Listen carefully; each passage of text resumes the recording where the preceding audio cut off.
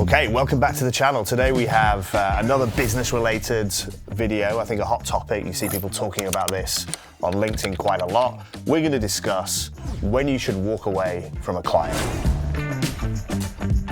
I mean, can you walk away from a client? I mean, I think you can.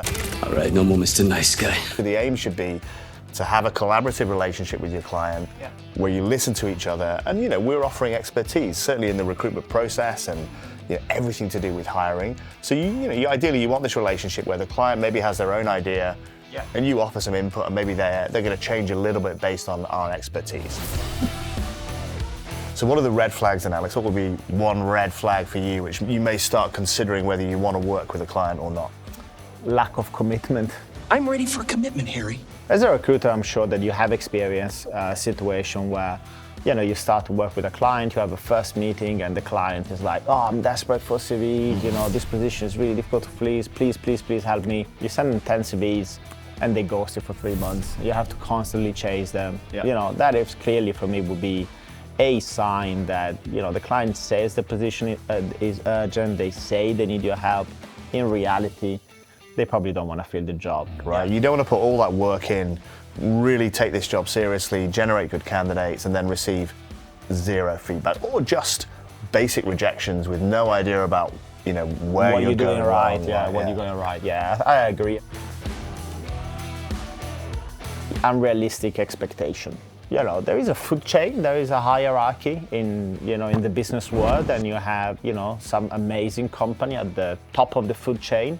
Your Google, your Amazon, your Prada, your Gucci, right? These iconic companies that, rightly so, are in a position to demand the best of the best from candidates, right? So they want to hire candidates that come from top universities. Unfortunately, though, companies that they are second tier, third tier, and fourth tier, they have to be realistic with what they can get in the market. It's not realistic. It's crazy. You experience, same as me, many times where a company that really doesn't have the cachet and the pedigree want to hire candidates from amazing company, big companies, not really paying appropriately or offering an environment that will entice these candidates to move. Yeah, I agree.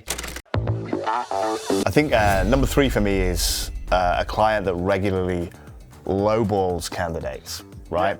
Most clients do not do this, but you do see this trend sometimes where they'll give you the salary range, right? A big pitch. And then at the end of the process, the offer is just nowhere near what you've been discussing. Second thought, lowball loan. Even though you've had the conversation, you've clearly outlined what the candidate's expectations are, and they're consistently coming with lowball offers and getting offers rejected, right? Well, why do you think clients lowball? I don't know. I mean, for a variety of reasons. I mean, sometimes it's just simply cost saving, right? They take the candidate through the process and think, well, they've come this far with us, maybe we can get them on the cheap at the end. And that's a red flag. That's not really the client you want to work with. You want to work with a client that you're on the same page with. What they can offer, what they will offer, what the candidate's expectations are. You want to be completely in tune with the client on that. Okay, so number 4 would be a bad interview process or unprofessionalism during the interview process, which gives a bad image to you and the candidates which you're representing. We had some feedback actually last week from our IT team where, the guy was smoking in the interview. The client, the guy was smoking, It's not 1940 anymore. It just happened. I got a bottle of pretty good rye in my pocket. Or like overly long interview processes where they'll take a candidate through 3 months and then reject them for something they could have rejected them from at the very start of the process. Anything like that where the client is placing obstacles in the path of actually hiring somebody. Listen, and they're not prepared to accept your feedback on that. Then that's a red flag. Last, big red flag for me would be kind of like 2 points, I guess. One is clients that want to renegotiate fees. That's why we have contract in place. And if you have fees and you're making a lot of placement, certainly it's very demotivating for a recruiter to work position and make 5, 6, 7 placement and then be told, hey, you know what, you're doing a great job. Let's reduce your fee by 10%. That's not how it works.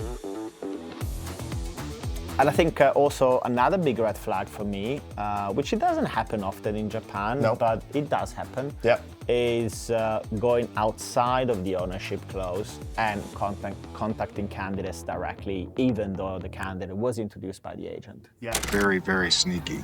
It's happening a little bit more and more in Japan. Yeah. You know, we both worked in, you know, in the UK, and it used to happen quite a lot. Yeah. From both sides, actually, the candidate would approach the client directly. Yeah. Sometimes try and Absolutely. cut out the recruiter. And yeah, this is a big no-no. If your client is trying to avoid the fee by contacting a candidate directly, or even maybe not quite as nefarious as that, if the client is simply during the interview process communicating with the candidate directly. Yeah. Right, and cutting you out, so you don't know what's going on. All these kind of things, big red flags, and maybe you might come to a point where you decide to walk away from the client. Absolutely.